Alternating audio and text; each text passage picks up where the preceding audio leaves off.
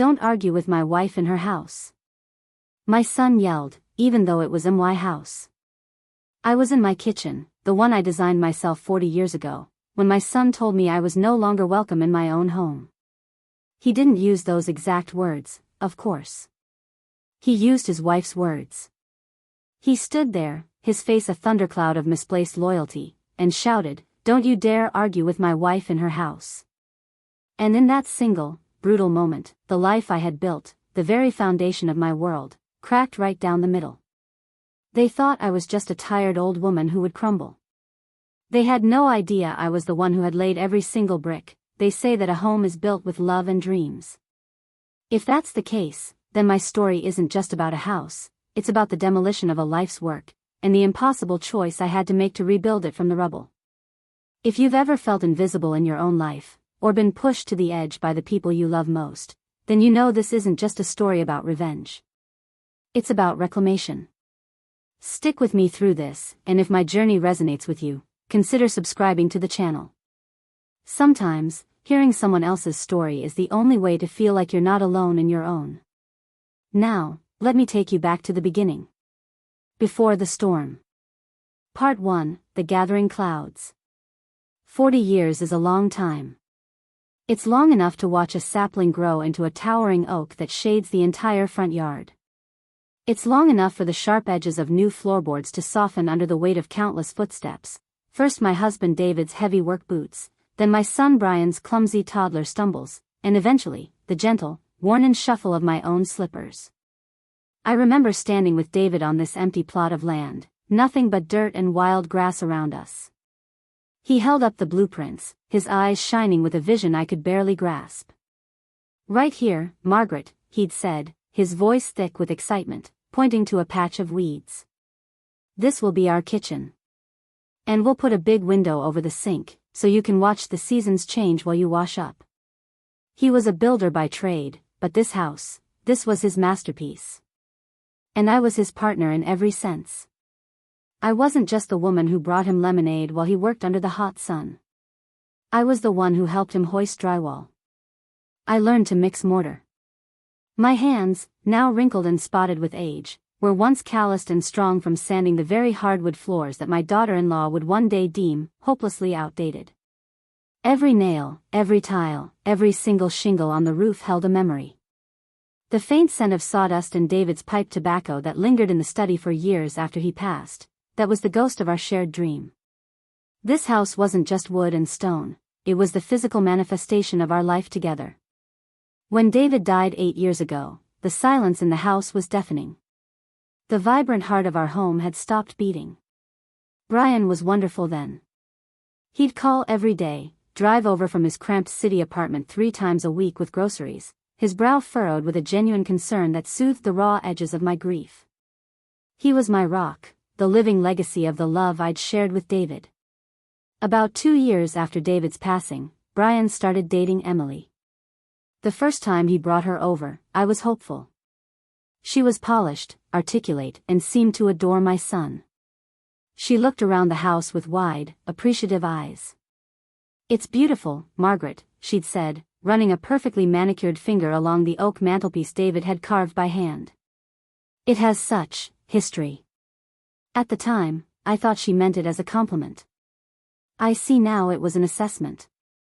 She was sizing up the inventory. Their engagement was a whirlwind, and the wedding was a lavish affair that I helped pay for, happy to see my son so happy. Then came the whispers about their financial struggles. Their apartment rent was skyrocketing, they were drowning in student loan debt, and they couldn't seem to save a penny. It was Brian who proposed the idea, sitting right here at my kitchen table, the one David built. "Mom," he'd started, his gaze fixed on his hands, a sure sign he was nervous. "Emily and I were talking. We're just throwing money away on rent. And you're here all alone in this big house. What if we moved in for a little while? Just until we can get back on our feet. We'd help with bills, of course. It would be a win-win. We could help you with upkeep, and you wouldn't be so lonely." My heart swelled. Lonely. He saw it. He understood. The thought of daily life echoing through these halls again, of cooking for more than just myself, of hearing my son's laughter in the living room, it was like a balm on my soul. "Of course, Brian," I said, my voice thick with emotion. "This is your home, too. Of course, you can come home." The first month was idyllic. It was a beautiful illusion. Emily would praise my cooking, Brian would mow the lawn without being asked, and we'd eat dinner together every night, sharing stories. It felt like a family again. I felt needed. But slowly, subtly, the tide began to turn. It started with little things, comments dropped like poison pellets. "Oh, you're using that old tablecloth? I found a much more modern one online, Margaret. We should really update the look of this dining room. Are you sure you want to hang that old painting back up? It's a little drab." I was thinking a large, abstract piece would be much more impactful. Each comment was a small chip at the foundation of my life. She wasn't suggesting we add to the home, she was suggesting we erase the history that was already there. She started buying new things, throw pillows in cold, sterile grays and beiges that replaced the warm, colorful ones I'd needlepoint myself. A sleek, chrome coffee table replaced the solid wood one David had made. When I'd try to object, gently, she would put on her patient, condescending smile. "Oh, Margaret. Let us handle it. We just want to freshen the place up for you." Brian, my son, my protector, became her echo. "She has a good eye, Mom. Just let her try. It's not a big deal." But it was a big deal. It felt like they were systematically dismantling my memories, painting over the life I had lived within these walls. My home started to feel less like a sanctuary and more like a showroom for a life that wasn't mine. The tension grew, a low hum of resentment beneath the surface of our daily interactions. I found myself retreating to my bedroom earlier and earlier each night, just to escape the feeling of being a guest in my own house. I'd sit in the dark, clutching a framed photo of David, and whisper, "What is happening to our home?" The issue of money came next. The helping with the bills Brian had promised turned into sporadic, small contributions. I was still paying the property taxes, the insurance, the lion's share of the utilities. I never said a word. I told myself it was what a mother does. I told myself they were struggling. But then I'd see the constant stream of packages arriving for Emily, designer clothes, expensive makeup, the latest tech gadgets. They weren't struggling, they were prioritizing. And I, and my home, were not a priority. The final, fatal turn began on a Saturday. Emily announced she was hosting a brunch for her friends the next day. She didn't ask, she informed me. All morning, she was a tornado of frantic energy, rearranging the living room furniture to her liking. She shoved my comfortable, worn armchair, the one I sit in every morning to drink my coffee and watch the birds, into a dark corner. "It just throws off the whole aesthetic, Margaret," she said, not even looking at me as she directed Brian to move a minimalist sofa into its place. I felt a hot spike of anger, but I swallowed it. I didn't want to cause a scene in front of her friends. I spent the entire brunch hiding in my kitchen, feeling like the hired help. And that brings us to that Sunday. The day it all shattered. The day after the brunch. The house was a mess, and Emily was in a foul mood, complaining about how one of her friends had made a backhanded comment about the vintage decor. I was at the stove, stirring a pot of chicken soup, the smell of which usually filled the house with a sense of comfort and peace. But there was no peace that day. Emily walked in, a sneer twisting her lips. She looked at the living room, which I had spent the morning putting back to its rightful order.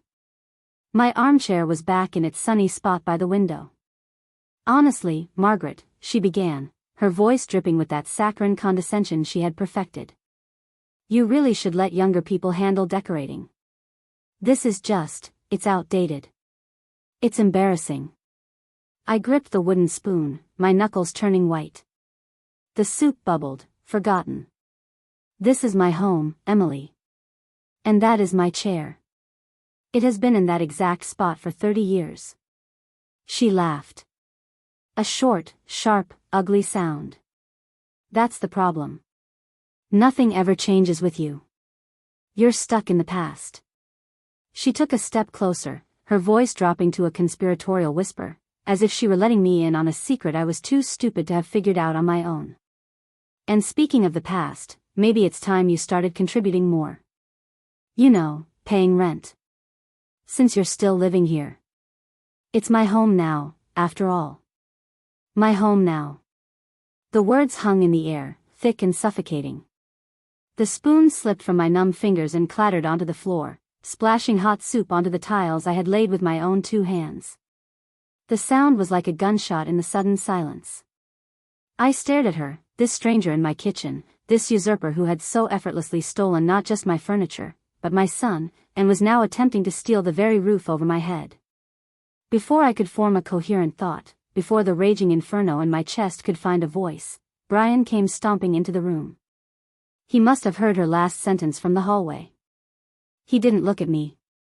He didn't see the shock and pain etched onto my face.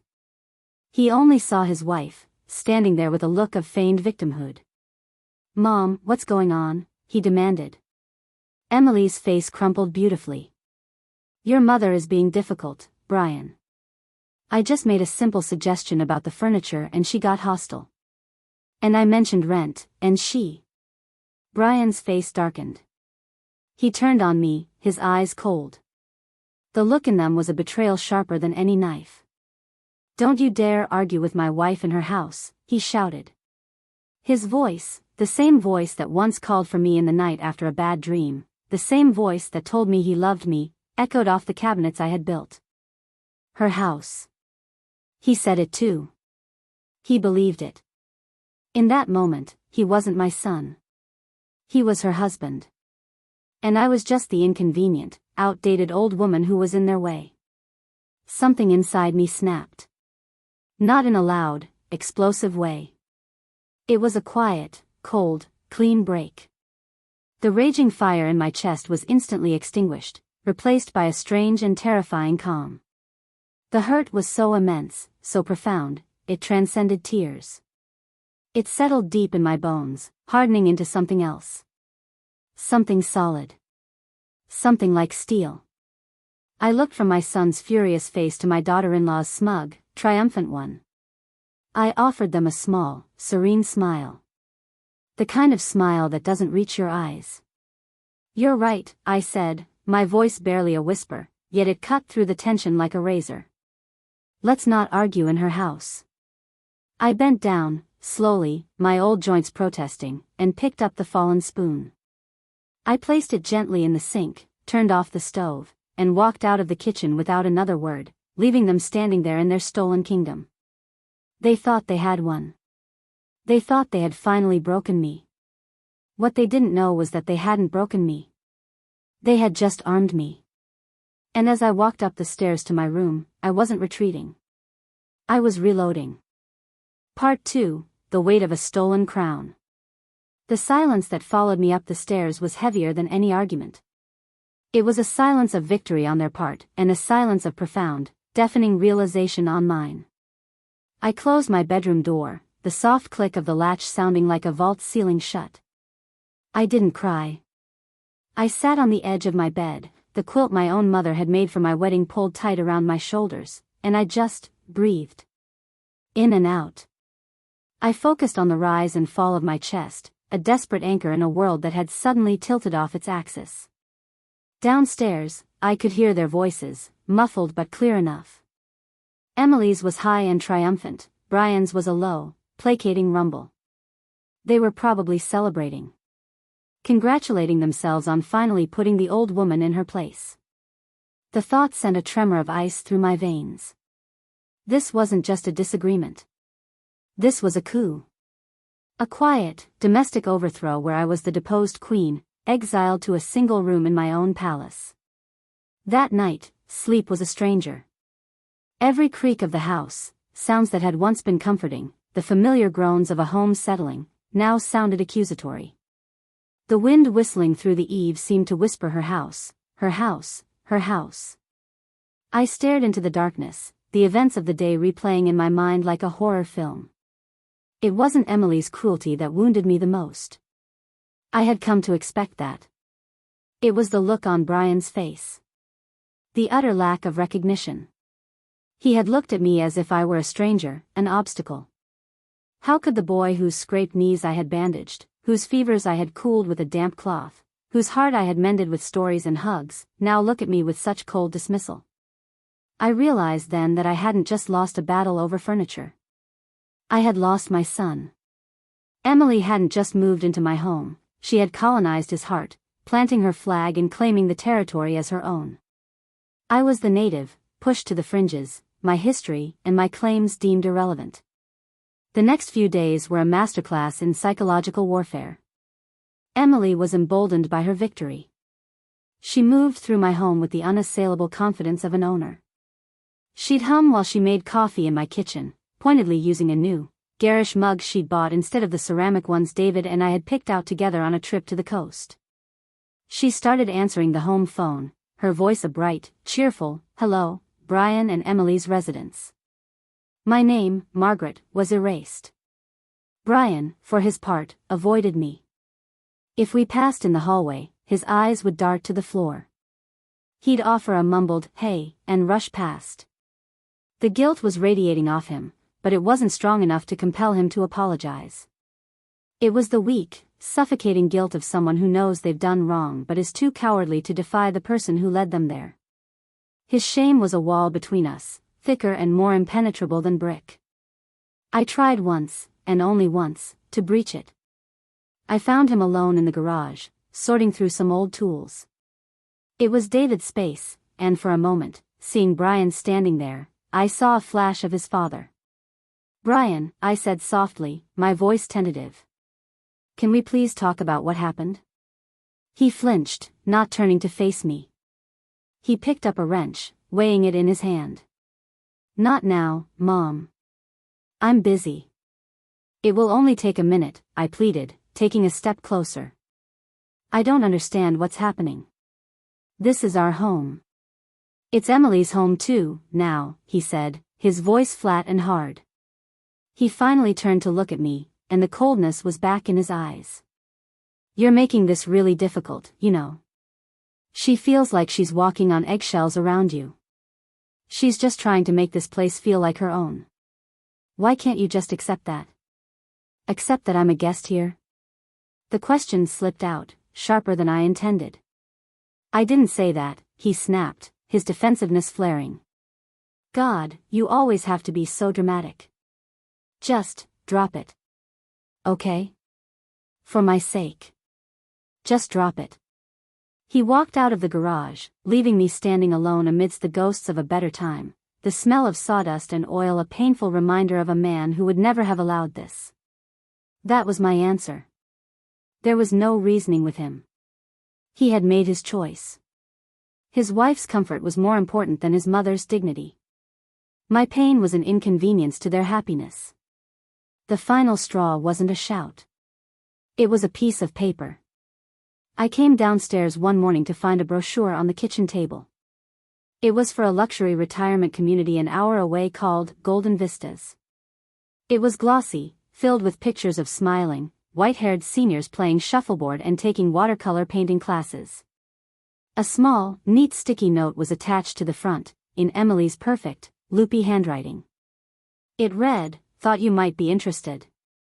Looks so much more manageable for you. We could help you with the move." They weren't just taking over my house. They were planning my eviction. They were trying to gently, politely, and smilingly erase me from my own life. They pictured me sitting in a sterile, one-bedroom apartment, painting limp-looking flowers, while they lived here, in my home, sleeping in my bedroom, making new memories on the ashes of mine. The sheer, calculated audacity of it stole my breath. It was no longer about disrespect. It was about erasure. I felt a strange and dizzying sense of vertigo, as if the floor had dropped out from under me. I had to grip the back of a chair to steady myself. Was I going crazy? Was this normal? Do all parents eventually become burdens to be managed and disposed of? The doubt they had so carefully planted began to sprout. Maybe they were right. Maybe I was just a stubborn old woman, rattling around in a house too big for me, clinging to a past that everyone else had moved on from. The thought brought a wave of despair so profound it almost buckled my knees. I wandered through the house that afternoon in a daze, a ghost in my own memories. I touched the worn spine of David's favorite armchair. I ran my fingers over the pencil marks on the doorframe in the pantry, charting Brian's growth from a little boy into a man who now stood against me. I ended up in David's study. Emily had started using it as her home office, and it was littered with her things, inspirational quote calendars and pastel-colored stationery. But underneath it all, it was still his. I opened the bottom drawer of his old oak desk. It had always been stiff, and I had to jiggle it just right, a secret handshake between me and the furniture. Emily would have never figured it out. Inside, beneath a stack of old maps and blueprints, was a large, accordion folder. The label, written in my own careful script from decades ago, simply said, House. My hands trembled as I pulled it out. I hadn't looked inside this folder in years. I untied the string and opened it. There, right on top, was the original property deed. I scanned the document, my eyes blurring slightly. And then I saw them. The two names, listed under owners. David Allen Miller and Margaret Ann Miller. After his death, I had gone through the legal process of having it transferred solely to me. I had forgotten the sheer, unassailable power of this piece of paper. My name. Not Brian's. Not Emily's. Mine. Margaret Ann Miller. I read it again and again. It was like a splash of cold water to the face. I was not a guest. I was not a tenant. I was not a senile old woman to be managed. I was the owner. The sole, legal, and rightful owner of this land, this foundation, these walls, and this roof. The doubt, the despair, the suffocating fog of powerlessness that had choked me for weeks, it all evaporated in an instant. A cold, hard clarity washed over me. They thought they held all the cards. They thought their youth and my love for my son gave them absolute power. But they had forgotten about the one card that could trump everything. The deed. I stood there, in the desecrated sanctuary of my husband's study, holding the proof of my life's work in my hands. The brochure for Golden Vistas was still sitting on the kitchen table, a monument to their arrogance. They had made a fatal miscalculation. They had assumed my love for my son was a weakness they could exploit. They were about to find out that a mother's love is a fierce and powerful thing, but the will of a woman who has been pushed too far, that is something else entirely. It is a force of nature. And a storm was coming. I closed the folder, the string tying with a decisive knot. They wanted to know what was manageable for me. Oh, I was about to show them. Part 3, the blueprint for reclamation. The decision, when it finally solidified, did not feel like anger. It felt like peace. It was the calm, quiet certainty of a ship's captain who, after being tossed in a violent storm, finally sees the lighthouse and knows exactly which way to steer. The emotional turmoil of the past few weeks receded, leaving behind a shoreline of pure, crystalline resolve. They had mistaken my grief for frailty, my love for weakness, and my patience for surrender. It was time to correct their misconception. That night marked a profound shift. I was no longer a victim enduring their psychological siege. I was an architect, meticulously drafting the blueprint for my own liberation. While they slept upstairs, blissfully unaware, in the master bedroom that they had claimed, I moved with a newfound purpose. I brought the folder from David's study into my room and locked the door. Under the soft glow of my bedside lamp, I laid out the documents on my bed. The deed, the property tax records, the homeowner's insurance policy, all bearing my name, and my name alone. It was an arsenal. My first call was the next morning. I waited until I heard the front door close, the sound of their car pulling out of the driveway for their customary morning trip to an overpriced coffee shop. The predictability that had once annoyed me was now a strategic advantage. I looked up the number for a man named Arthur Vance. He was a lawyer who had helped David and me with our wills years ago. He was old school, sharp as a tack, and had no patience for nonsense. Arthur Vance speaking, he answered, his voice a gravelly rumble. Arthur, it's Margaret Miller, I said, my own voice surprisingly steady. Margaret. Good heavens, it's been a while. How are you holding up? I took a deep breath. I'm holding up, Arthur. But I need some advice. Not condolences, but legal advice. I laid out the situation for him, sticking to the facts with a dispassionate clarity that would have made a litigator proud. I told him about my son and his wife living with me, the escalating sense of entitlement, the verbal claim that it was her house, and the final, insulting suggestion of a retirement home. I didn't embellish. I didn't need to. The bare facts were damning enough. There was a long silence on the other end of the line. I could hear the faint sound of him tapping a pen on his desk. Margaret, he finally said, and the gravel in his voice had been replaced by a hard edge of indignation on my behalf. Let me be unequivocally clear. That house is yours. It is your property, your asset, your kingdom. You have every legal right to determine who does and does not reside there. They are, in the eyes of the law, tenants at will, even without a formal lease. Which means you can terminate their tenancy at any time, for any reason. So what do I need to do? I asked, my heart starting to beat a little faster.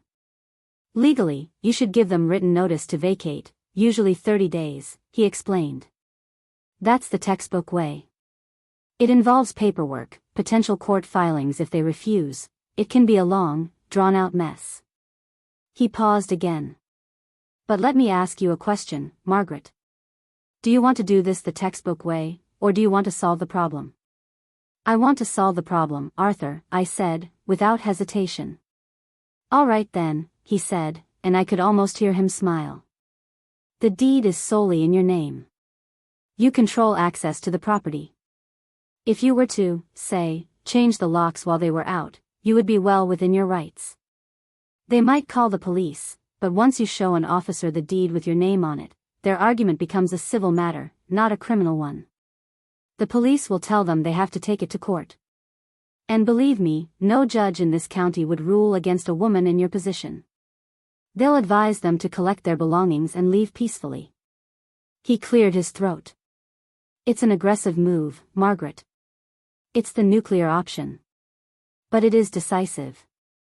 And from what you've told me, decisiveness is what's required here. The nuclear option. The word sent a thrill of fear and exhilaration through me. It was terrifying, but it was also perfect. No more arguments. No more passive aggression. Just a simple, undeniable, physical statement. You are not welcome here. Thank you, Arthur, I said, my voice filled with a gratitude so immense it almost choked me. You've told me everything I need to know. One last thing, Margaret, he added, just before we hung up. David was a good man. He would not have stood for this. Don't you forget that. I hung up the phone, my hand resting on the receiver. He would not have stood for this. Arthur was right. David would have had them out on their ears the first time Emily criticized my tablecloths. I had been trying to handle this with a mother's gentle heart, when what it required was an owner's iron will. My next call was to a 24-hour locksmith. I explained that I needed a full replacement of all exterior door locks, the front door, the back door, the door from the garage into the house. I scheduled it for the following morning at 9:30 a.m., a full hour after Brian and Emily reliably left for their coffee and gym routine. Will there be anyone else home? The dispatcher asked.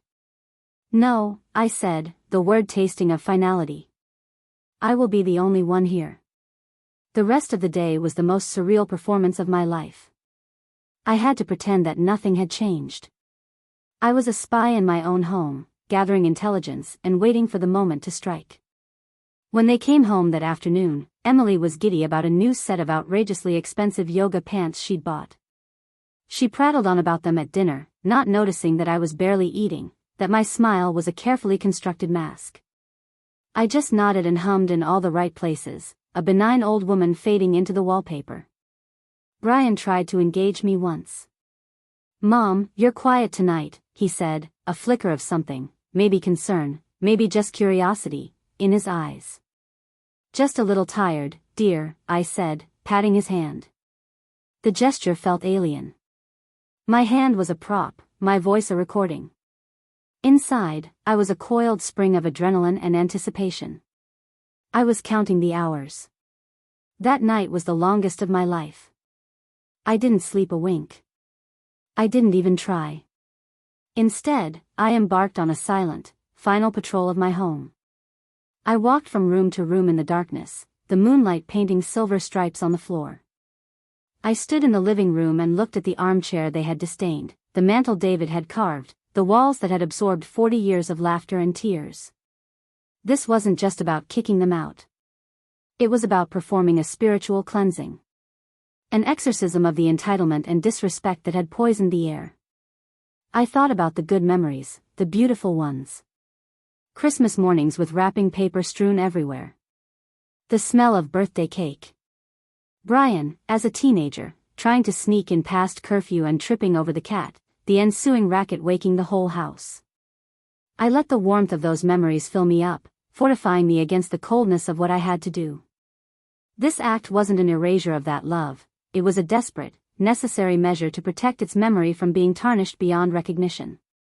Just after 3 a.m., I heard a floorboard creak upstairs. Footsteps. My heart leaped into my throat. Brian was coming down. I froze in the hallway, flattening myself into the shadows.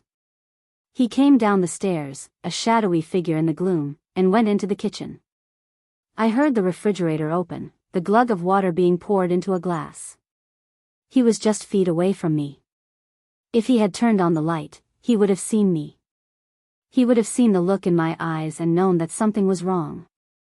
But he didn't. He drank his water in the dark and went back upstairs, oblivious. The close call left my nerves singing, a high-wire hum of tension that wouldn't abate until it was all over. As dawn approached, I went into the garage and found 2 large, black, industrial-strength garbage bags. I took them upstairs and, moving with the silence of a cat, I began to pack. I went into their room. The air was thick with the scent of Emily's cloying perfume and the stale air of their self-satisfaction. I didn't pack their valuables. I didn't pack photos or keepsakes. That would be petty. My mission wasn't petty, it was principled. I packed clothes. Shirts, pants, underwear, socks. Just enough for a few days. The bare essentials. The message was clear: this is not your home, you have no claim to anything within it, and your presence here is over. I packed 1 bag for him and 1 for her. I left them by the front door, silent sentinels of the coming judgment. At 8:30 a.m., right on schedule, I heard them coming down. I was in the kitchen, calmly making myself a cup of tea, my hands steady. "We're heading out, Mom," Brian called. "Have a nice time," I replied, my voice cheerful and light. Emily swept past without a word, tapping on her phone. The front door opened and closed. Their car started. I watched through the kitchen window as they drove away. The silence they left behind was different this time. It wasn't empty. It was full of potential. It was the deep breath before the plunge. I walked to the front window and watched their car disappear down the street. The clock on the mantelpiece ticked, each second a drumbeat counting down to the moment of reclamation. I had exactly 1 hour until the locksmith was due to arrive. There was no turning back now. The blueprint was complete. It was time to start building. Part 4, The Turning of the Key. The hour I spent waiting for the locksmith was the longest and shortest of my life. The house was utterly still, but my mind was a whirlwind. I sipped my tea, the warm ceramic mug a comforting weight in my hands, and I watched the dust motes dance in the morning sunbeams slanting through the living room window. For the first time in months, I felt like I could truly see my home. The colors seemed brighter, the air lighter. It was as if the house itself was holding its breath, waiting to be liberated alongside me. I wasn't nervous anymore. The time for nerves had passed. All that remained was the quiet, unyielding hum of purpose. Right at 9:30 a.m., a clean white van pulled into the driveway. A man in a blue uniform, probably in his late 40s with kind, tired eyes, came to the door. I opened it before he could knock. "Margaret Miller?" he asked. "Yes." "Please, come in," I said, stepping aside. He was efficient and professional. He laid out a canvas cloth on the floor to protect the wood and got to work. The sound of the electric drill whining as it removed the old lock cylinders was music to my ears. It was the sound of desecration being undone, of a violation being surgically removed. Each turn of his screwdriver was a turn of the page into a new chapter of my life. He didn't make small talk, and I was grateful for it. There was a quiet understanding in his demeanor. He had probably seen situations like this 100 times before. Family disagreements, he'd probably call them. When he finished the front door, he handed me a small, sealed plastic bag containing 3 new keys. They were shiny and sharp, unmarked by time or use. They felt heavy in my palm, like metals. "The back door and the garage door are keyed alike," he said, gesturing with his thumb. "One key will work for all of them." I gave him a curious look. "You know, when my husband and I first built this house, he installed the locks himself. He insisted on having different keys for every door. Said it was safer." The locksmith paused, a faint smile on his face. "He wasn't wrong, ma'am. But it's a real pain when you're carrying groceries." I laughed, a genuine, unburdened sound. It felt rusty, like a piece of machinery that hadn't been used in a long time. "You have a point," I said. When he was finished, I paid him in cash and walked him to the new, secure front door. He gave me a knowing look, a small, respectful nod. "You have a good day now, madame," he said, and I knew he understood. After his van disappeared down the road, I locked the door. I turned the deadbolt. The solid, satisfying thunk of the bolt sliding into its new home was the most beautiful sound I had ever heard. It was the sound of safety. The sound of sovereignty. The sound of mine. Then, I waited. I made another cup of tea and sat in my armchair, the one Emily hated, positioned perfectly in its sunny spot by the window. I watched the oak tree in the front yard, its leaves just beginning to hint at the colors of autumn. The hour ticked by. 10:30 a.m. became 10:45 a.m. Then, at 10:52 a.m., their car turned onto our street. My heart gave a single, hard thump against my ribs. It was time. They pulled into the driveway, laughing about something. Brian got out first, fishing in his pocket for his keys. Emily followed, scrolling on her phone. I watched as Brian stuck his old key into the new lock. I saw the moment of confusion on his face when it wouldn't turn.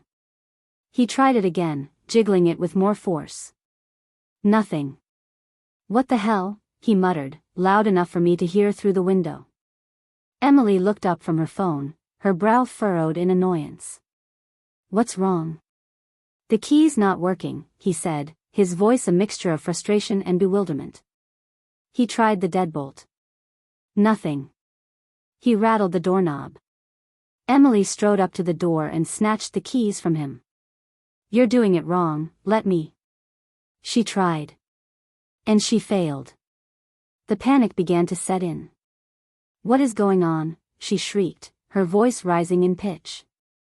She started banging on the door with the flat of her hand. "Margaret. Open this door. Margaret." I took a slow, deliberate sip of my tea. Then, I stood up and walked to the window next to the door. I pulled the sheer curtain aside just enough for them to see me. Our eyes met through the glass. Brian's face was a mess of confusion. Emily's was a mask of pure rage. "Mom. What is this? Open the door." Brian yelled, his face pressed close to the glass. I didn't raise my voice. I didn't have to. I let the reinforced steel of the door do the shouting for me. "I believe your wife was very clear, Brian," I said, my voice calm and even.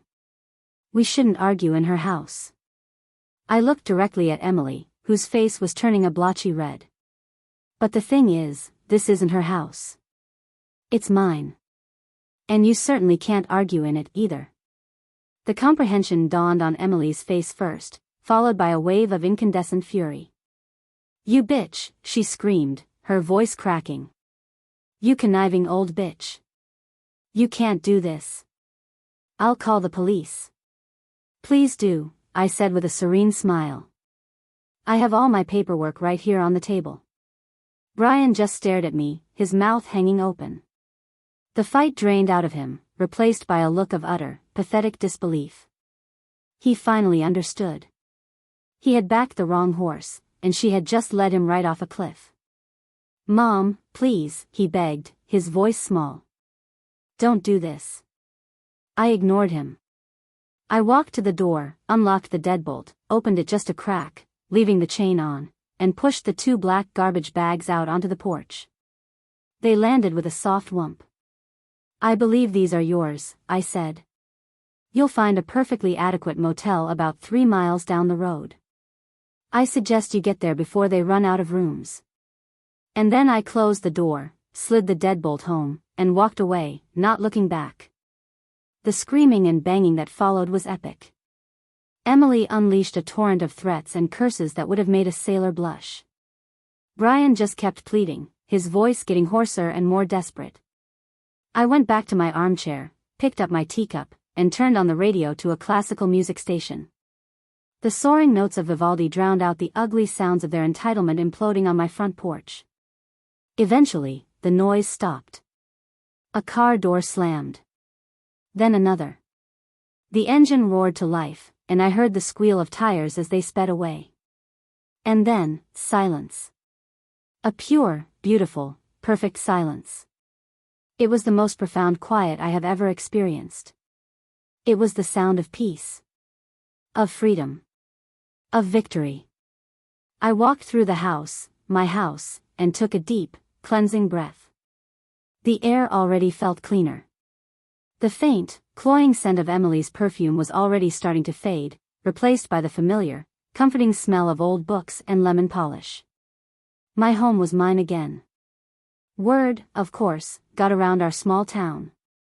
Brian and Emily, staying with her parents, painted a dramatic picture of a cruel, senile mother who had thrown her loving children out onto the street for no reason. Some people believed them. I got a few concerned calls from distant relatives, which I handled with a calm, firm, "It's a private family matter, but thank you for your concern." Others, the people who had known me and David for decades, were more discerning. My next-door neighbor, Carol, brought over a casserole that evening. She just handed it to me with a knowing look and said, "I'm glad to see you've got your house back, Margaret." We both understood. A week passed. A week of glorious, uninterrupted peace. I put my armchair back exactly where it belonged. I replaced Emily's sterile gray pillows with my colorful, hand-stitched ones. I reclaimed my home, inch by inch. Then, one evening, there was a knock on the door. Not a frantic banging, but a soft, hesitant rap. I looked through the peephole and saw Brian. Alone. He looked terrible. His shoulders were slumped, he had dark circles under his eyes, and the arrogant pride he had worn like a shield was completely gone. He just looked like a lost little boy. I opened the door. He couldn't meet my eyes. He stared at his feet. "Mom," he whispered, his voice thick. "I'm so sorry. Emily, she's staying with her parents. We. I was so stupid. So weak. I'm so sorry." He didn't make excuses. He didn't blame me. He just owned his failure. It was the first honest thing he had said in months. I didn't say a word. I didn't need to. The new boundary was made of steel and oak, not words. I just stood aside and held the door open for him. He shuffled inside, looking around as if seeing the house for the first time. I went to the kitchen and poured him a cup of coffee, the way I had 1,000 times before. I set it on the kitchen table, the one his father built. He sat down heavily, his hands wrapped around the warm mug as if it were a lifeline. I looked at my son, the man I had raised, the child I would always love, and I knew this was a new beginning. But it was a beginning on my terms. "Welcome back, son," I said softly, my voice clear and strong. "Welcome back to my house." They say revenge is a dish best served cold, but what I found wasn't cold at all. It was the warmth of self-respect returning to my spirit. It was the peace of a quiet morning in a home that was truly my own. My relationship with Brian is not what it was, and it never will be. Trust, once shattered, is a mosaic pieced back together. It can be beautiful again, but the cracks always show.